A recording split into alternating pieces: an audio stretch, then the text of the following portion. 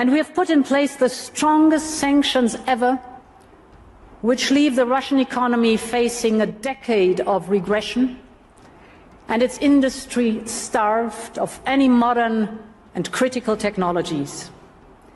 There will be no impunity for these Russian crimes. All right, everyone. Europe isn't going to stop, and the Russian economy isn't collapsing. It's the EU economy that's stagnating. The sunk cost policy is tough to break away from, and this financial war is spiraling out of control.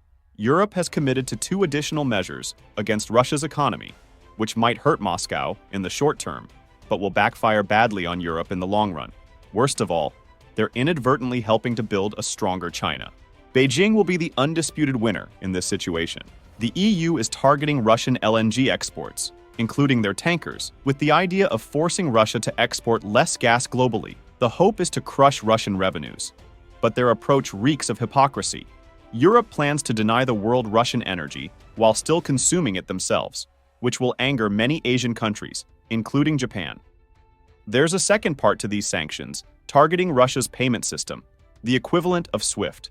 Europe fears that EU companies and banks will trade with Moscow using the SPFS system. Obviously, this will backfire and hurt European companies, many of which still operate in Russia because there's money to be made there. According to Yale, companies like Astaldi from Italy and Auchan from France are still in Russia, operating and even actively hiring workers. Business is booming, which is a clear sign that Russia isn't collapsing and life goes on. The sanctions obviously haven't worked, and Europe is running out of time to force Russia to decouple from the world. To make a peace deal there, would you be willing to take NATO expansion off the table if that's what it took to get the Russians and the Ukrainians to make a deal? Would you be willing to do that? So for 20 years, I heard that NATO, if Ukraine goes into NATO, it's a real problem for Russia. I've heard that for a long time. And I think that's really why this war started. I'm not sure that this war would have started. Biden was saying all of the wrong things. And one of the wrong things, he was saying, no, Ukraine will go into NATO. That's one of the many things he said. When I listened to him speak, I said, this guy is going to start a war. Blinken told Lavrov that the administration was not only going to bring Ukraine into NATO, but that they thought it was okay for the United States to put nuclear weapons in Ukraine. So no wonder the Russians hit the roof. I mean, you talk about provocation. But let's say you were running Russia, you wouldn't be too happy. And that's always been off the table. You know, it's a border. If they thought that that was going to remain sort of a territory where you don't have NATO, but they don't want to have soldiers right on their border. They don't want to have it. It's always been understood, and that's even before Putin. It's always been understood that that was a no-no. And now you can go against their wishes, and it doesn't mean they're right when they say that. But that was very provocative. And now it's even more provocative. And they're talking about, I hear routinely, they're now talking about Ukraine entering NATO. And now I hear France wants to go in and fight. Well, I wish them a lot of luck. I think good luck. If Trump wins, he might very well stop the war by ending U.S. aid to Ukraine abruptly, something Europe obviously doesn't want. Trump already has a plan to withhold funding unless peace talks begin with Moscow. If you're Germany or France, this will freak you out, as you'll be left alone to fight on, and without U.S. help, it's a done deal. Now, let's talk about Europe's stance on Russian LNG, which is really self-serving and shows how desperate they truly are. The LNG ban will block the transshipment of Russian LNG to third countries via the EU. Reloading and ship-to-ship transfers are also prohibited. The problem with this is that the EU still gets to buy gas from Russia, while countries like China, India, and Japan won't get their shipments. This isn't good for Asia. Consider the routes.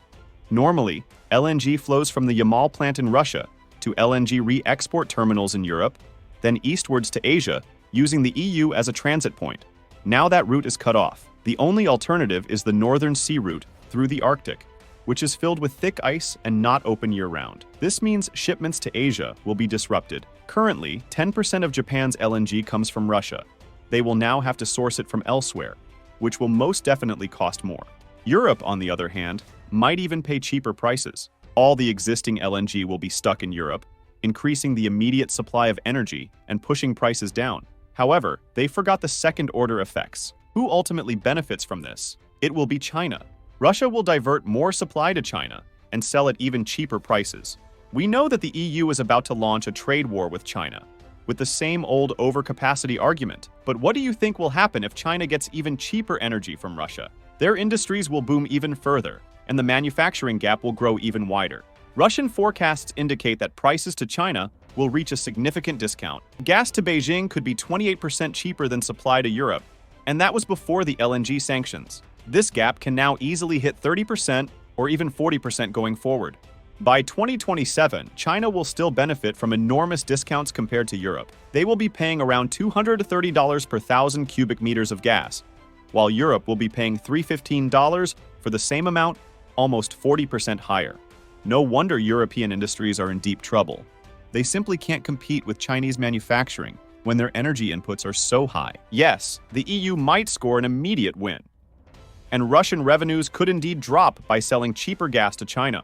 However, we need to look at the bigger picture.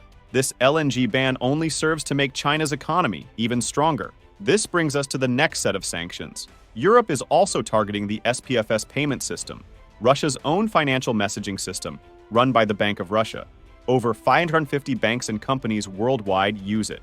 EU companies and banks are now forbidden from using this system to make transactions with Russia.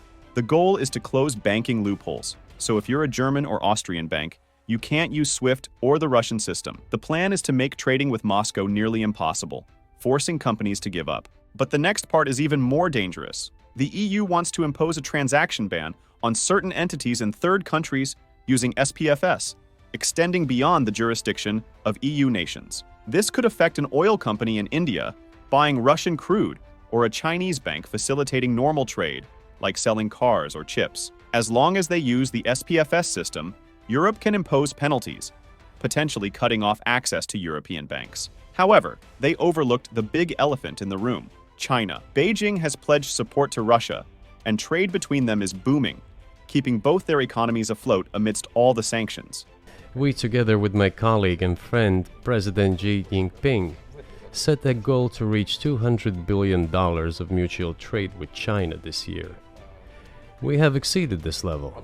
According to our figures, our bilateral trade with China totals already $230 billion, and the Chinese statistics says it is $240 billion. One more important thing. Our trade is well balanced, mutually complementary in high-tech, energy, scientific research and development. It is very balanced. If Europe sanctions companies around the world for using the SPFS system, Russia will simply turn to China. Putin will work more closely with Beijing and leverage China's platform, which would be a dreadful mistake for Europe. This move will push companies and countries to migrate to an even larger financial machine, China's CEPS system. CEPS covers more than 4,500 banks worldwide, spanning at least 182 countries. The situation becomes even more interesting as around 30 Russian banks are already connected to China's payment system. This means that an EU bank or company can use China's CEPS to make transactions with Russian companies, effectively allowing business to continue through China's financial system as a proxy. What Europe is doing is inadvertently strengthening China's payment platform, making it even more resilient. It essentially sanctions-proofs China's economy even further. There are always alternatives outside the SWIFT system, and it's unlikely Europe is crazy enough to sanction China. That would be a bridge too far. It's no surprise that China is doubling down on its industries. They've conquered the EV sector, and now Beijing is focusing on microchips. Just a week ago, the US announced investment restrictions on Chinese tech, meaning US companies will soon be banned from investing in Chinese semiconductors, AI technology, and microelectronics. This marks a decoupling of Western money from China. Beijing will have to rely on its own funds and expertise to push ahead. And thanks to Europe's sanctions on Russia, China will have an abundance of cheap energy to make it happen. It's really ironic when you think about it. Punishing Russia for oil and gas only benefits China. Just look at the geography. Russia is right next door. In the coming years, expect bigger breakthroughs in chip making. And once again, the West will be shocked by the amount of progress China makes. A large part of this success will be due to the cheap energy from Russian gas. Another sector China is aiming to dominate is the aviation industry. They want to produce quality planes to compete with the US and Europe. China Southern Airlines is buying 100 Comac jets worth $10 billion, opting for domestic brands over Airbus and Boeing. Meanwhile, Boeing planes are facing issues like catching on fire. It's really a crazy situation. Oh my God, it's on fire! Oh my god! Sorry. It's on fire! Mom! Airbus is in trouble too, issuing a profit warning as their shares drop like a rock.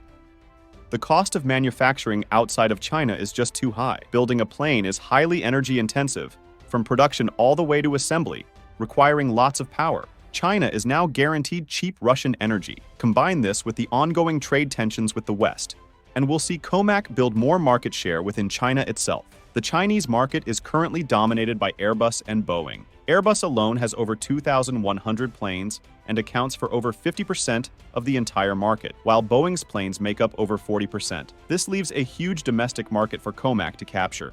It's the same playbook that helped build China's EV sector. Government subsidies, cheap energy costs, a vertical supply chain, and huge domestic demand. Once China corners its own market, we can expect them to challenge Boeing and Airbus in the rest of Asia and then the world. These are just two second-order effects of the Russian sanctions. Europe's latest package sounds tough.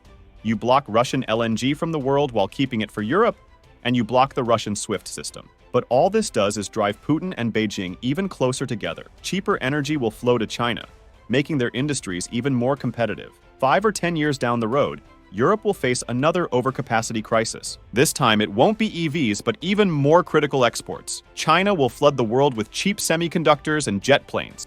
Sanctions don't work. They always tend to backfire. But let me know what you think.